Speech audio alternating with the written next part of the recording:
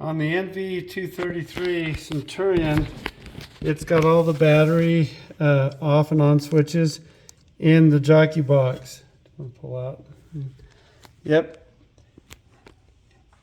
And all these switches, there's 3 of them. You turn them all on to turn everything on.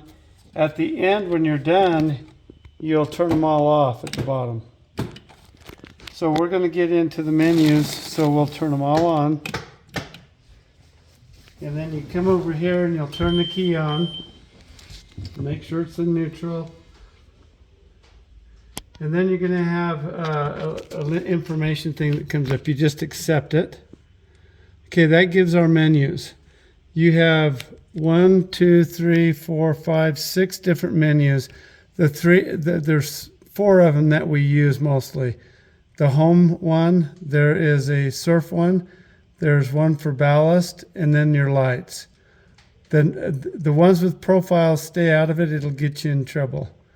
And then there's settings that you don't want to mess with. So when you go to use the boat, you'll notice there's also a camera on the left side.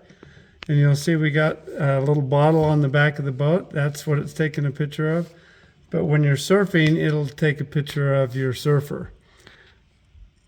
That's your perfect pass. This one's called 0 off. And for surfing, you always want that to be 11.2, and then you can adjust from there. So we're at 11.1, get it to 11.2. So that's on now. When I turn it off, the green will go away. So that's off, that's on. Okay, now let's go into the surf menu. You see it shows a surf left and a surf right. So when you hit one of those, it kind of shows a picture of the boat tipping. You can go to the other side. Now in this boat, you don't hear it shifting. That's because the boat has to be on in order for it to make those adjustments. Okay, so when you want to surf, you're going to go into the next menu, which would be your ballast. And you notice they're all showing 0 right now. So when you want to put all the water in for ballast, you're going to hit fill all. And those will all fill up. Now they'll fill up at different speeds. So usually your first one is full first, your bags are full, and then the middle ones fill. And you get them to 100%.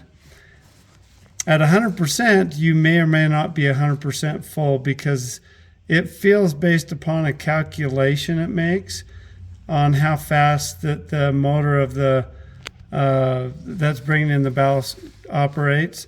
So there's a calculation. So it assumes at so many minutes you're full. Well, you hit it again just to make sure you're full, and you won't overfill. It'll start pushing out different areas on the side of the boat. Do that a couple times, you'll know it's full. Okay, when you're ready to surf, you're going to go over to this surf the surf side, and you're going to pick, let's say you want to go regular. You hit regular. You'll notice over here on the left, quick surf is on, and it shows 80%. That means on the right side, your plate is down 80%, and so it tips the boat when you're moving. Now, the only other tab you have to worry about is your middle tab. Don't come out a little bit. And how you adjust your middle tab is these paddles on the side here. So you'll plus it up and it'll add, or you'll minus over here, it'll detract. So you see that number going up and going down. So the bottom one's going to give you some. On right side or regular side, you're going to want that to be between 30 and 35%. And if you have 80%, this is a factory setting, you won't have to touch it. But that 30%, that's your middle tab, that's the one you adjust. And that'll give you a really good surf wave somewhere around there. Now when you go goofy, the only thing you have to do, you don't have to mess with any weight, you just hit surf right. Now you're going to want to adjust this. This has got to be 55%. So you're going to go up to 50%, and then you'll look and see how your wave is, and you can adjust a little bit from there. Okay, so again, if you change back and forth, the main adjustment is going to be that middle tab. Now on this boat, if you're done, when you're done surfing and you're just swimming or whatever, it gives you 9 minutes without the boat operating before it starts emptying all the ballast. If you don't start the boat in that time, it'll automatically empty the ballast. And if it does empty the ballast, if you go in here, since it didn't do you didn't do it right, it will it'll show this still full, but you're not going to be full. And what you've just done is got the system out of whack. So what you're going to want to do is you're going to want to empty everything or fill everything a couple of times and get that synced back up, so that when it's full, you'll know it's full. When it's empty, you'll know it's empty. Okay, so when you are ready to be done, you go in here and you're going to get rid of the quick surf, and you'll go into your ballast, take off your perfect pass because you don't need it anymore, and then drain everything. And you can let it drain for a little while, but when it gets about 70%, 60%, you want to run the boat, and you want to get it up to 5-6 miles an hour to get the nose up, so all the water comes back to the back of the containers and it gets rid of everything. So you want to be kind of running when you get rid of all the ballast, so it all comes out. And you'll be able to tell when it's emptying because the boat will want to go faster and faster. But you don't want to go real fast because you want the nose up, so it's draining everything as good as it can. All the water comes out of the bottom of the boat in the very back. So with it up, it all rolls back. Okay. Lights, you just go in. There's a heater on this boat. At PAL at this time of the year, you will never touch it. But you just hit your tower and your interior lights. You see they all come on. And then when you're done, you just turn them off. Now, one of the things that you want to remember with this boat is there's only 2 cleats. On this boat, there's a cleat in the back, there's a cleat on the side.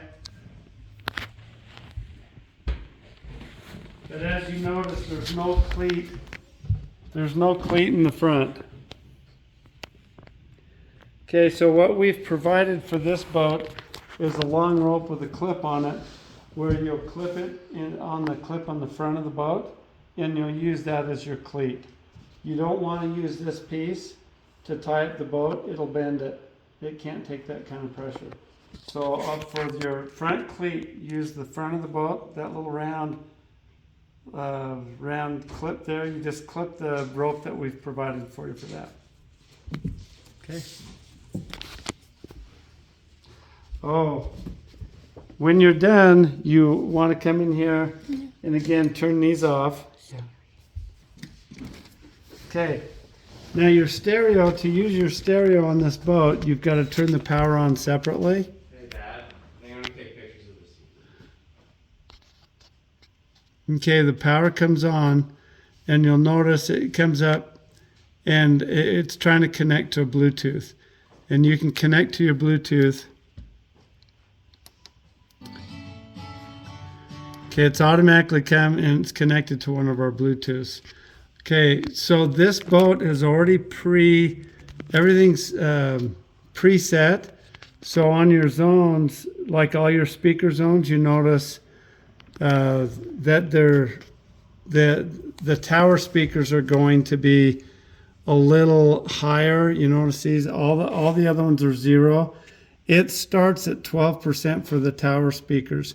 That's so when you turn the volume up and down, the tower speakers will be louder than the rest. That way, when you turn up the music for your skiers and your surfers, it won't blow everybody out in the boat. And it's best to leave those preset. because you can really mess up if you start messing with these zones. Sometimes you can't figure out why you're not getting sound. So those are going to be preset, and try not to mess with those.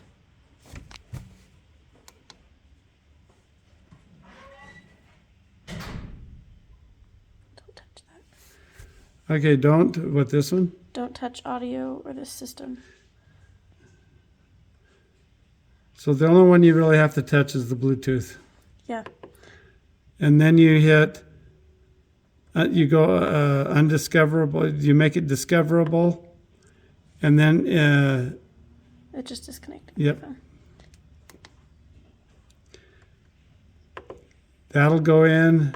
Now you can find your device. Now it found the device, and you hit it. And you connect. And that'll connect right up. Okay. And now we got music. Yep. If your phone's not already pre-connected, you'll want to be on that tab to connect. Usually. Okay, so you notice the speaker when you start bringing up the volume, that middle speaker is the one that goes. Now you'll look at the other ones kick in. See how they kick in, and that middle speaker is going to be the loudest. So if you don't leave those zones, it'll be just right. Okay, that's your stereos.